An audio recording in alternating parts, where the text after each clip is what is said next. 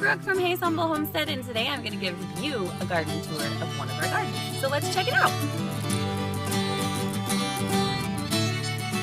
So first up on the garden tour, we have the baby ducks that are in the garden. We hatched some out in the incubator. We're running them in the garden tractor. Jordan posted another video about that. You can check it out.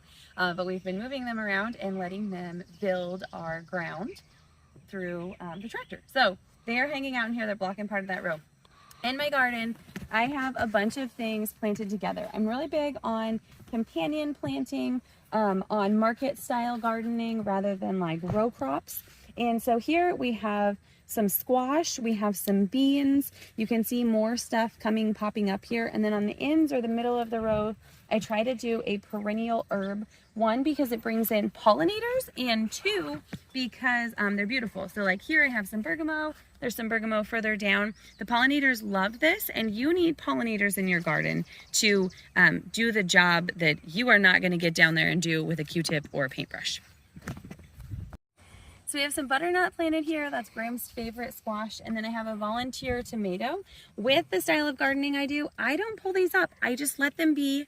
They will grow super well together. I do have to go through, and Easton, our oldest, actually helps me, and he clips some of those to keep the airflow growing in there. But we've got quite a few butternuts coming up here. These are clearly a hybrid because they don't look like a butternut, but nonetheless, they will taste delicious, and they will be a winter squash for us to store. So our growing, we do up on cattle panels to give us more space. And the reason for that is, one, our soil here is really not the best. And we've worked really hard to build this up, but we're trying to use the space as best we can. And so we have built these rows, and so what we're doing is we are growing up, and you can see them every which way.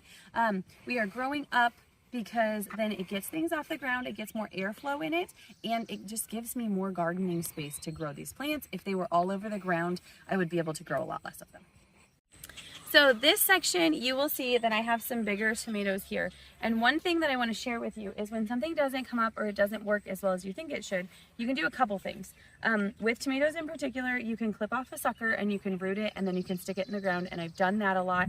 This row, I actually have two rows. These are Amish paste tomatoes, and then in the big tunnel, we're not going to cover that today, but I have another bed of Amish paste tomatoes so that we can put them away. We use a lot of pasta sauces in our house. We like pizza, we like pasta, well, we like sliders, things like that. But so with that, over here, these ones didn't come up. So what did I do? I just reseeded them. And they'll be a little bit more delayed, but the beauty of using an indeterminate plant is that they will go ahead and they will continue to produce until my season ends. And so right before that last frost, I will come through and I will pick all the green ones and I will take them inside, and they will continue to ripen, and we will have tomatoes for another few months. So don't be afraid of continuously planting things if something is not turning out like you want to get that crop.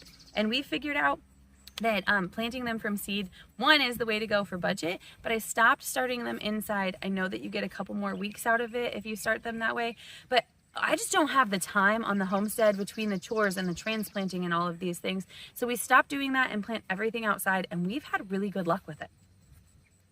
So over here we have corn. Now last year our corn sucked. It was terrible. We learned some hard lessons with things, and this year we changed stuff up, and it is doing beautifully, and we're super excited about it. You'll also see, if you get close, like right here, I planted some beans. So I'm doing a modified Three Sisters method here, and so I have some pole beans coming up between some of these, and then I also have some squash. So like here's a squash, and I did bush. Woo! What was that? There's a grasshopper that just landed on my finger. It scared me. It's a huge one. Okay.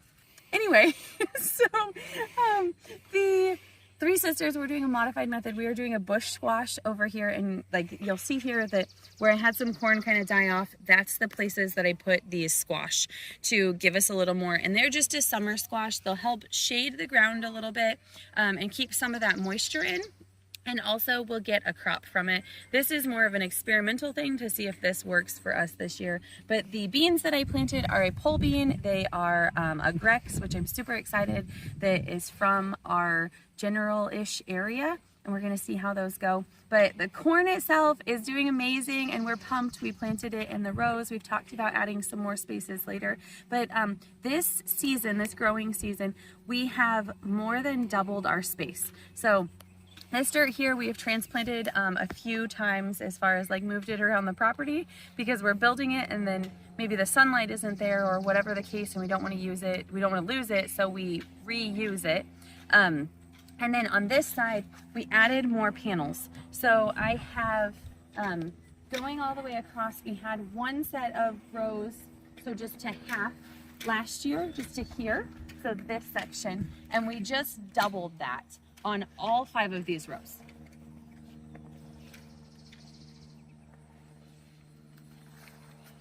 Over here, you'll see I have some summer squash that is not doing so good, but that's okay. We overplant and we are prepared to not have everything we want. Plus we have a duck that is running around out here, so he's eating some of our squash. We gotta get him moved. So this is our garden space for our things we put away basically. So the things we're gonna can and save and store.